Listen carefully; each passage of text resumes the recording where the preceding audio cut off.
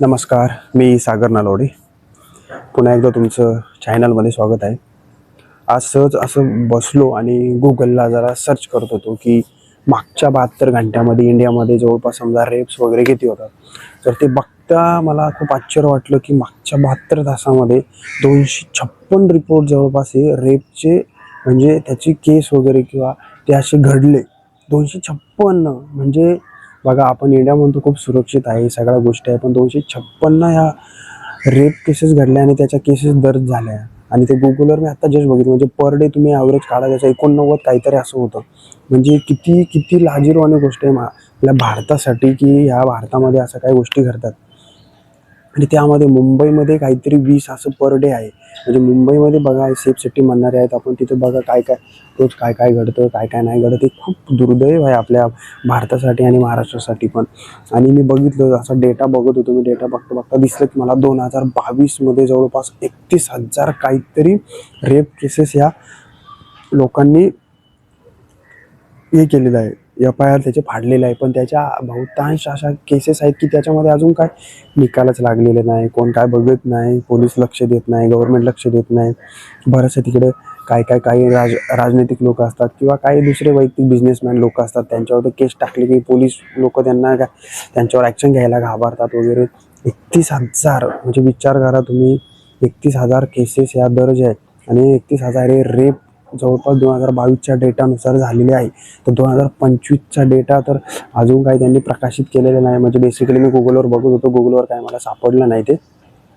तर मी बघणार ते, त्यावर पण मी एक व्हिडिओ बनवणार. पण तुम्ही बघा, खरंच खूप ही लाजिरवाणी गोष्ट आहे. भारतसारख्या देशामध्ये अशा गोष्टी घडतात की जिथे एवढे, म्हणजे आपल्या देशामध्ये हे पण एक प्रॉब्लेम आहे की ते जे रूल्स वगैरे गव्हर्नमेंटने बनवले ते पण चांगले नाही. ते कसे रूल्स बनवले ते गव्हर्नमेंटलाच माहिती, कोणत्या पद्धतीने बनवले, काय बनवले. पण सध्या तरी हा रिपोर्ट आहे की मागच्या 72 तासामध्ये जवळपास 256 रेप्स हे इंडियामध्ये झालेले आहे. त्यातून जवळपास किती जणांवर कारवाई झाली, काय झाली, त्याचं अजून काय माझ्याकडे तरी सध्या काय रिपोर्ट नाही. मी होईल तसं मी बघतो आणि आपल्या चॅनलवर अपडेट करण्याचा प्रयत्न करतो. तुम्हाला जर तुमच्या आसपास अशा गोष्टी आढळत असेल तर तुम्ही कृपया करून त्यावर लक्ष द्यावे. तिथल्या पोलीस प्रशासनावर प्रेशर टाकून त्या गोष्टीचा लवकरात लवकर निर्णय घ्यायला लावे आणि जो आरोपी कोण असेल त्याला लवकरात लवकर शिक्षा होण्याची गरज आहे. पण अशा आरोपीला तर शिक्षा ही फाशीचीच झाली पाहिजे, दुसरी कोणती शिक्षा व्हायला नको.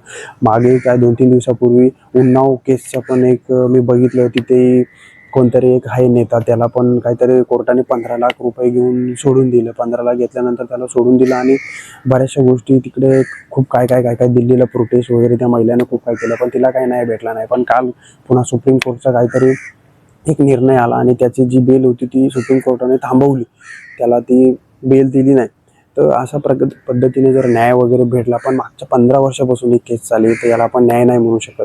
जर मागच्या 15 वर्षापासून ही केस कंटिन्युअसली चालू आहे तर केसचा निकाल फास्ट झाला पाहिजे. आणि असा केसचा निकाल, यामध्ये सबूत त्या महिलेकडे खूप स्ट्रॉंग आहे, सगळं आहे, तरी पण गव्हर्नमेंट पण लक्ष देत नाही, कोर्ट पण काय पाहिजे तशा गोष्टी मनावर घेत नाही. आणि या बऱ्याचशा गोष्टी जे राजनैतिक लोक आणि जे बिझनेसमॅन लोक, यांना मी असं जवळून बघितलंय की जेवढे पण आहे यांना कधीच शिक्षा वगैरे होत नाही. यांना हे 2-3 महिने काय, जसं की पुण्यामध्ये ती Porsche कारचं एक झालं होतं, त्यामध्ये 2 मुलांना त्या उडवलं होतं. तो एक बिझनेसमॅनचा मुलगा होता, तो काय 1 वर्षभरात तो सुटून गेला. त्याचा आता कुठेही चर्चा नाही, काय नाही. तर अशा भारतामध्ये कित्येक गोष्ट घडतात, काय घडतात. तर तुमच्याही आजूबाजूला अशा काही गोष्टी घडत असतील तर कृपया करून आवाज उठवा. अन्यायाच्या विरोधात तुम्ही आवाज उठवा, तरच तुम्हाला जगता येणार. कारण की भारतामध्ये सध्या ह्या गोष्टी खूप म्हणजे खूप नेक्स्ट लेवल घडत आहेत. तर कृपया करून सगळ्यांनी जागे व्हा आणि अन्यायाच्या विरोधात लढा द्या. अशाच नवीन नवीन व्हिडिओसाठी मला सबस्क्राईब करा.